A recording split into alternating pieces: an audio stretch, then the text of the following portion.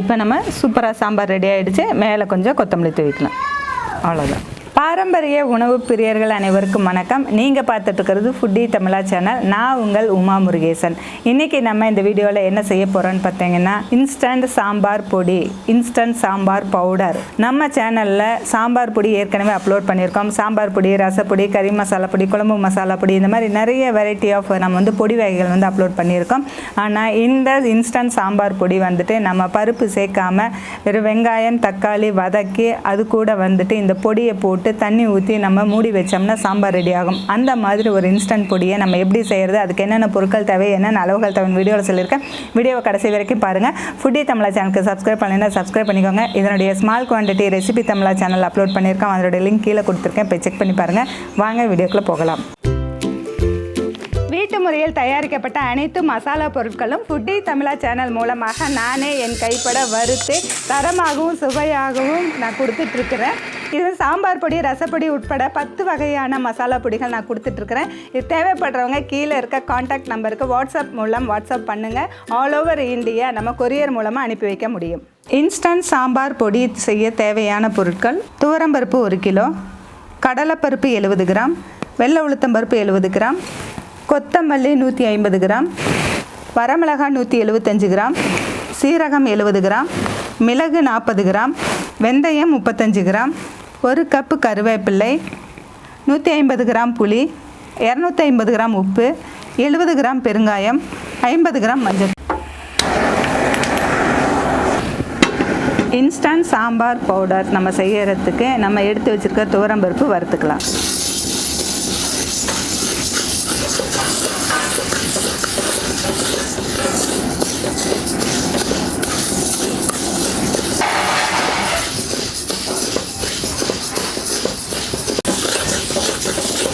பருப்பு வறுக்கும்போதே நம்ம அடுப்பை ஸ்லோ ஃப்ளேமில் கரெக்டாக வச்சுக்கிட்டு நம்ம அடிக்கனமான வடச்சட்டி வைக்கும்போது தான் ஒன்று போல் வறுபடும்.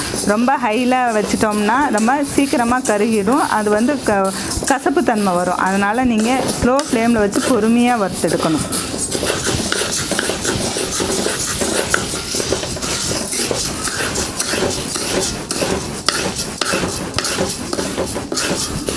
பார்த்தீங்கன்னா இந்த இன்ஸ்டன்ட் சாம்பார் பொடி நம்ம பசங்க வேலைக்கு போகிற பசங்க, அவங்களுக்கு டைம் இல்லைங்கிறவங்களுக்கும் யூஸ்ஃபுல்லாக இருக்கும். 2 பேர் வேலைக்கு போகிறோம், எங்களுக்கு டைம் இல்லைன்னு சொல்கிறவங்களுக்கும் யூஸ்ஃபுல்லாக இருக்கும். இப்போ பெரியவங்க வீட்டில் இருந்தோம்னா நம்ம அவங்க குழந்தைங்களாம் போகும்போது ரிட்டன் நம்ம இந்த மாதிரி பொடி வகைகள்லாம் அரைச்சி நம்ம கொடுக்கலாம். இது கம்மியான குவான்டிட்டியில் இறங்கி எதுவுமே ரொம்ப அதிகமாக அரைச்சிக்க வேண்டாம். ஏன்னா அவங்களுக்கு ஸ்டோர் பண்ணுறதுக்கு ஃப்ரிட்ஜ் இருக்கும் இருக்காது, அதெல்லாம் நமக்கு வேண்டாம். அதனால் ஒரு 15 நாளைக்கு ஆகிற மாதிரி அல்லது 1 மாதத்துக்கு ஆகிற மாதிரி மட்டும் நீங்கள் அரைச்சி கொடுங்க. இதை இந்த பொடியை ஏர்டைட் கண்டெய்னரில் போட்டு நம்ம ஸ்டோர் பண்ணிக்கலாம். அப்படி இல்லைன்னா பாட்டிலில் போட்டு வச்சா ரொம்ப நல்லாயிருக்கும்.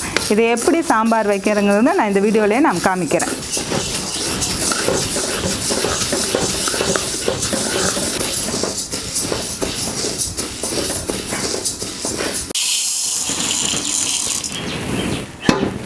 கடலைப்பருப்பு வறுத்து எடுத்துக்கலாம்.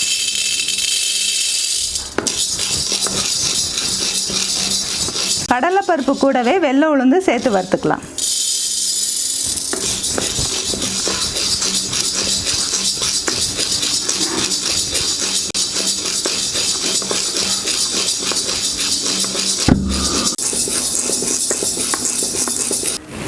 இப்போ வறுபட்டுருச்சு, எடுத்துக்கலாம். அடுத்தது சீரகம் வறுத்துக்கலாம்.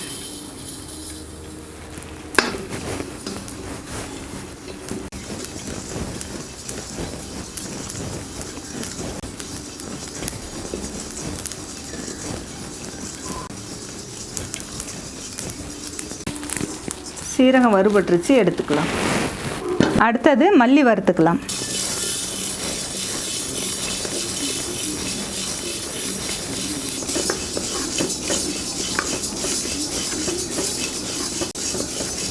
மல்லி வறுபட்டுருச்சு, எடுத்துக்கலாம். இப்போ வெந்தயம் வறுத்துக்கலாம்.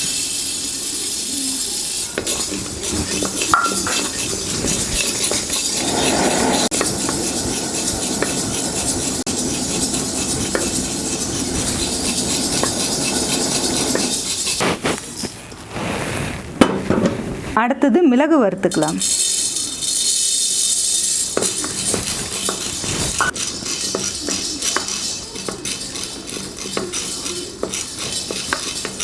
மிளகு வறுபட்டுருச்சு எடுத்துக்கலாம். காஞ்ச கருவேப்பிலை தான் இருந்தாலும் நம்ம கொஞ்சம் லேசாக வறுத்து எடுத்துக்கலாம்.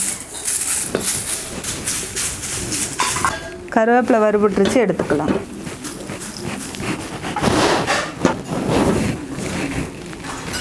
அடுத்தது புளி வறுத்து எடுத்துக்கலாம்.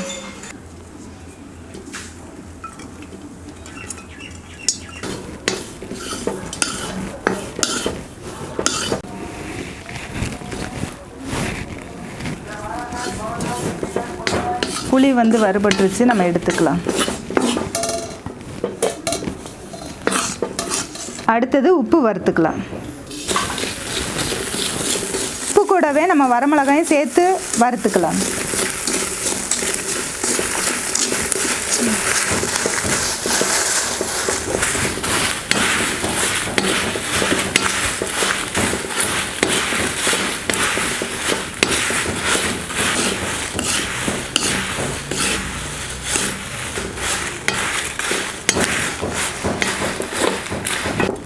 இப்போ நம்ம வரமிளகாய் உப்பு வறுபட்டுருச்சு எடுத்துக்கலாம். அடுத்தது பெருங்காயம் வறுத்துக்கலாம்.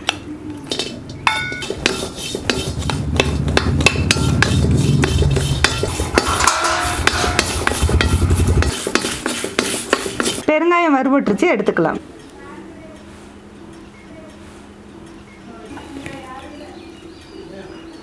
இப்போ எல்லா பொருளுமே நம்ம வறுத்தாச்சு. இது நல்லா சூடு ஆறுனதுக்கப்புறம் அரைச்சிக்கலாம். மஞ்சத்தூள் வந்து அரைக்கும் போது சேர்த்துக்கலாம். இன்ஸ்டன்ட் பருப்பு பொடிக்கு வந்து தேவையானதெல்லாம் நம்ம வறுத்து வச்சுருந்தோம். இப்போ சூடு ஆறிடுச்சு. இதை மிக்ஸி ஜாரில் போட்டுக்கலாம்.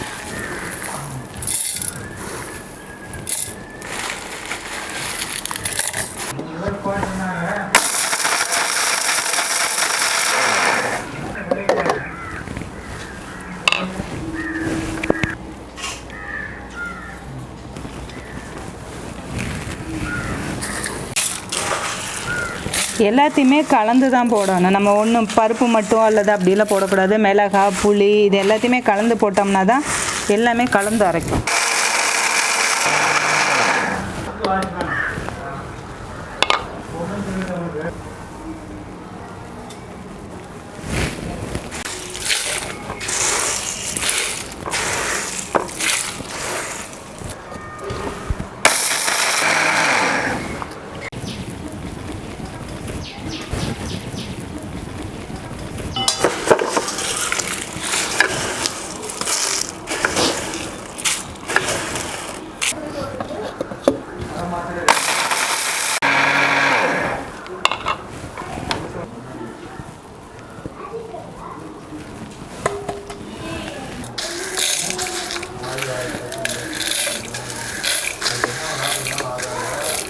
நம்ம எடுத்து வச்சிருக்க மஞ்சத்தூள் சேர்த்துக்கலாம்.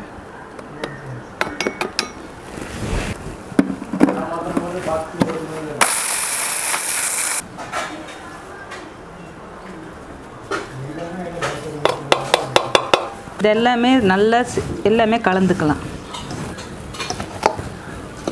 மிக்ஸி ஜாரில் போட்டதுனால ஒன்று ஒரு இதில் வந்து மிளகாய் அதிகமாக இருக்கும், ஒரு இதில் வந்து உப்பு அதிகமாக இருக்கும். அதனால் ஃபஸ்ட்டு இது எல்லாமே மிக்ஸ் பண்ணிக்கலாம். அப்படி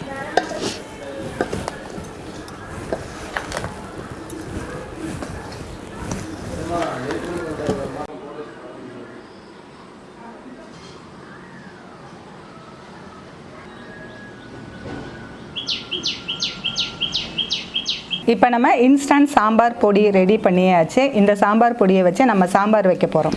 நம்ம இப்போ சாம்பார் வைக்கிறதுக்கு 1 டீஸ்பூன் ஆயில் சேர்த்துக்கலாம். அது கூட ஒரு 1/4 டீஸ்பூன் கடுகு சேர்த்துக்கலாம். கடுகு பொரிஞ்சதும் ஒரு பச்சை மிளகாய், ஒரு கொத்து கருவேப்பிலை, ஒரு பெரிய வெங்காயம் கட் பண்ணி வச்சுருக்கோம், அதையும் சேர்த்துக்கலாம். நம்ம பெரிய வெங்காயம் அல்லது சின்ன வெங்காயம் எது வேணாலும் சேர்த்துக்கலாம். இப்போ நான் வந்து ஒரு பெரிய வெங்காயத்தை நம்ம சேர்த்துக்கிறோம். இப்போ இது நல்லா வதங்கட்டும்.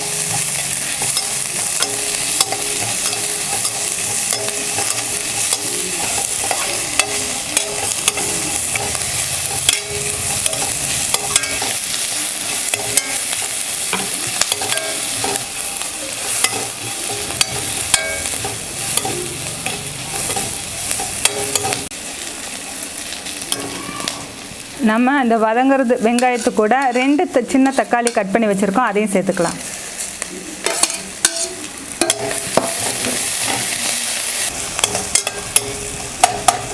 இப்போ பாருங்கள் வெங்காயம் தக்காளி வதங்கியிருக்கு. இது கூட நம்ம எந்த காய்கறி சாம்பாருக்கு தேவையான முருங்கைக்காயோ இல்லை கத்திரிக்காயோ இல்லது பூசணிக்காய் இந்த மாதிரி எது வேணாலும் முள்ளங்கி அந்த மாதிரி எந்த காய் வேணுனாலும் கொஞ்சம் நீங்கள் சேர்த்துக்கலாம். நம்ம இப்போ வெறும் வெங்காயம் தக்காளி வச்சு தான் நம்ம சாம்பார் வைக்க போகிறோம். இப்போ வெங்காயம் தக்காளி எல்லாம் நல்லா வதங்கிடுச்சு. இது கூட நம்ம அரைச்சி வச்சுருக்க பொடி பண்ணி வச்சுருக்கிற இன்ஸ்டன்ட் சாம்பார் பொடியை வந்து நம்ம 2 டீஸ்பூன் சேர்த்துக்கலாம். எந்த அளவுக்கு சாம்பார் தேவையோ அந்த அளவுக்கு சேர்த்துக்கலாம். இல்லை ஒருத்தருக்கு செய்கிறோம் எங்களுக்கு இது போதும் அப்படின்னிங்கன்னா இந்த அளவுக்கு சேர்த்துக்கலாம். இல்லை 2-3 பேருன்னா இன்னும் கொஞ்சம் பொடியை அதிகப்படுத்திக்கலாம். அந்த மாதிரி உங்கள் தேவைக்கேற்ப இந்த பொடியை நீங்கள் சேர்த்துக்கலாம். இப்போ நம்ம 2 டீஸ்பூன் சேர்த்துருக்கோம். இதுவும் சேர்த்து ஒரு நல்லா வதக்கிக்கலாம். இது கூட அடுத்தது நம்ம தண்ணி சேர்த்துக்கலாம்.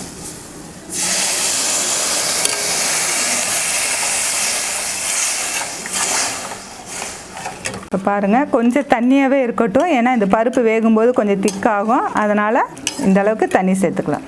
இப்போ நம்ம கொஞ்சம் தண்ணி சேர்த்துருக்கோம். இதை வந்து தட்டு போட்டு மூடி ஒரு 10 நிமிஷம் வேக விடலாம்.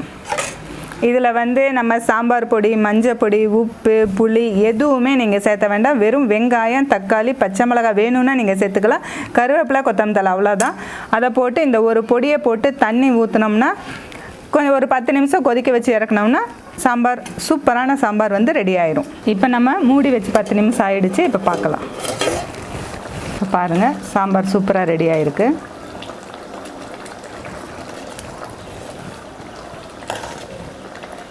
இப்போ நம்ம அடுப்பு ஆஃப் பண்ணிடலாம்.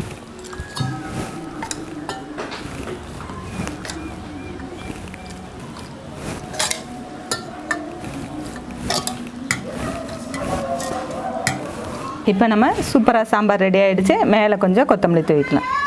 அவ்வளோதான். இப்போ பாருங்கள் சூப்பராக நமக்கு வந்து ஒரு 10 நிமிஷத்தில் சாம்பார் ரெடி ஆகிடுச்சு.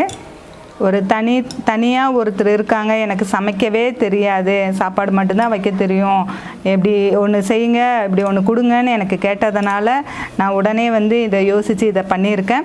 இது ரொம்ப ரொம்ப சூப்பராக ரொம்ப டேஸ்ட்டாக இருக்கும். இந்த மாதிரி நிறைய பர்சன் வந்து தனியாக இருக்கிறவங்க இருக்கிறாங்க, அவங்களுக்கெல்லாம் இது ரொம்ப யூஸ்ஃபுல்லாக இருக்கும். இதை நீங்கள் வீட்டில் செஞ்சு பாருங்கள்.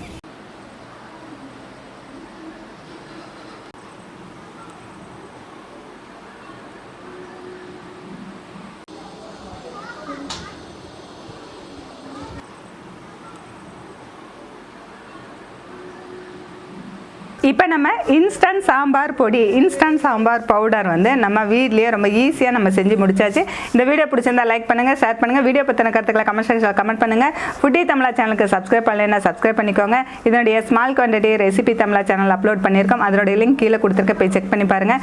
ரெசிபி தமிழா சேனலுக்கு சப்ஸ்கிரைப் பண்ணலைன்னா சப்ஸ்கிரைப் பண்ணிக்கோங்க. மீண்டும் அடுத்த வீடியோவில் சந்திக்கலாம்.